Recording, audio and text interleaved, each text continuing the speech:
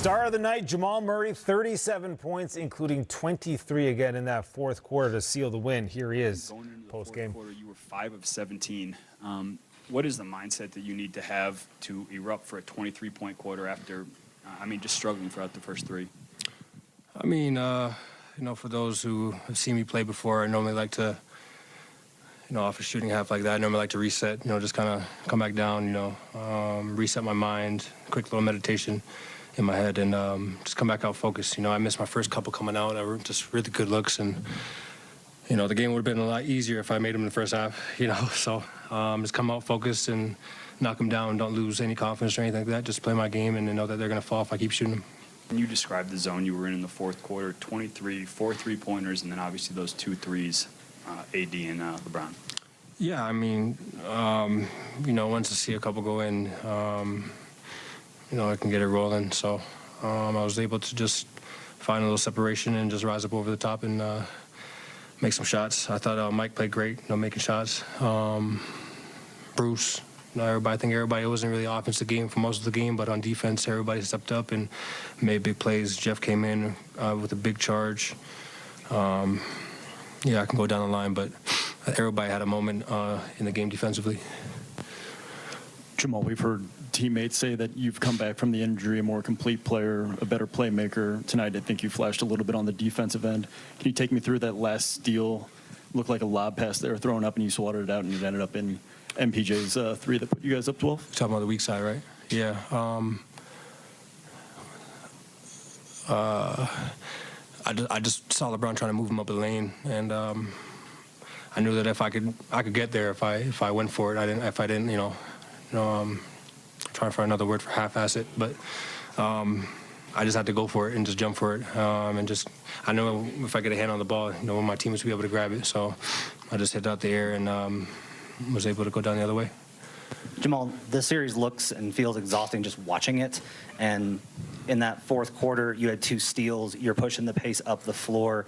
You're dealing with this illness. What does it take to find that energy in a moment like that after how physical the series is? Yeah, and we in Denver. Air's thin out here. But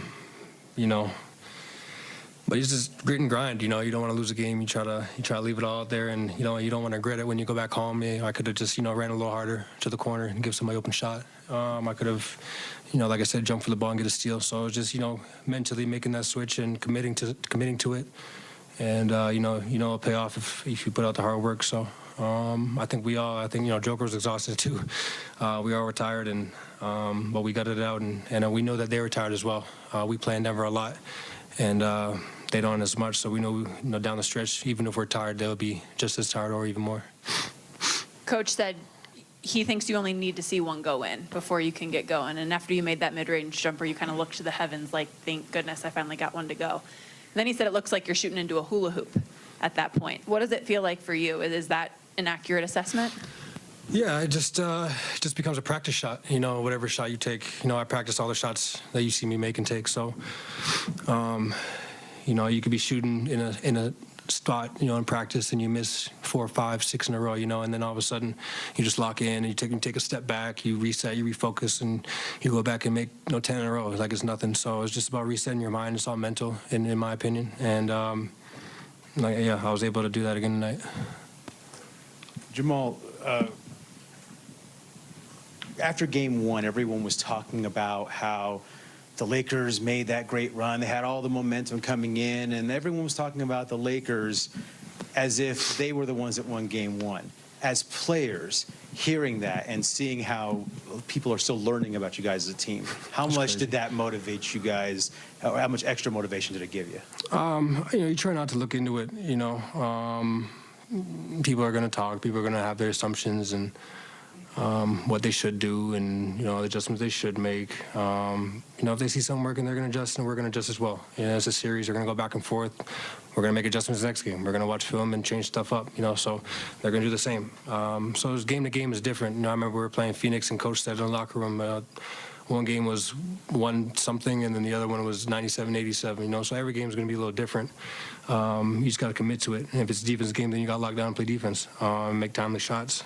And, Yeah, the outside noise, the outside noise. We're the Denver Nuggets. We're used to that. We used to, even when we win, they talk about the other team. We beat the Clippers in the bubble. They talk about the other team. You know, same old, same old. It just fuels us a little more, and it'll be sweeter when we win the chip. Jamal, you talked about the playoffs being the time where guys step up. You have 4 fourth quarters of 20-plus points in the playoffs. That's the most since 1997. Second place is Michael Jordan and Allen Iverson with 2. What is it about the fourth quarter that you love? When I was little, I used to, count down the seconds of the shot clock and make the shot and talk like Marv Albert and talk like Mike Green, you know what I'm saying? Just the imagination running as a kid. So, when you get in that moment and, you see your fam in the crowd, you see your little brother, you see Mike Green there, you see all these little reminders. They all pay dividends and make that moment a little more special and just kind of lock you back in. You want to miss that opportunity, and sometimes it's just reflecting on those moments and remembering how fun it was to do that and be able to not miss a stage. Playing in the Western Conference Finals against the Lakers and LeBron James is an amazing opportunity, and it's something you're going to look back in history and remember for the rest of your life. So I just try to make the most of them, and it's fun when you got to go in like that in the fourth. Hit that 3 over LeBron, they call timeout. You wave your hands out. What are you thinking? Because I saw you look into the crowd. You hear the crowd roaring. What was going through your head?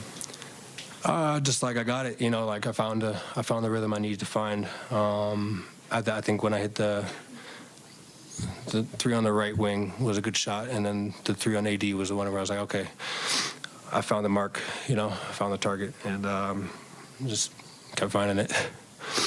Well, you've alluded before about meditation. When you meditate and reset and lock in, what is going through your mind at halftime when you're just trying to maybe I don't want to put words in your mouth, but maybe decompress? It depends on what's happening. Sometimes I need to settle the hell down, and sometimes I need to ramp myself up. So it just depends on what's needed in the game. And tonight I just had to just reset completely. The first half, the second half 3 that I had, the open one, the wide open one, I alligator armed it. Now that just shows me that I'm overthinking it. And there's no reason for me to overthink an open shot. So once I missed that one, and I came up short on the mid range, I said, okay, I gotta, settle down even more. I'm overthinking about the shot too much. So it's all mental practice, man. I've been, having bad halves and then a crazy second half for the rest of my life. So I know how to change it. I know what to adjust, and I want to put together a good 4 quarters. Jamal, I think it was game 1 of the Minnesota series. You hit a 3. I think you turned to the crowd and said something like, "We're ready for this. We've been waiting for this." Tonight, was this an example of just like you guys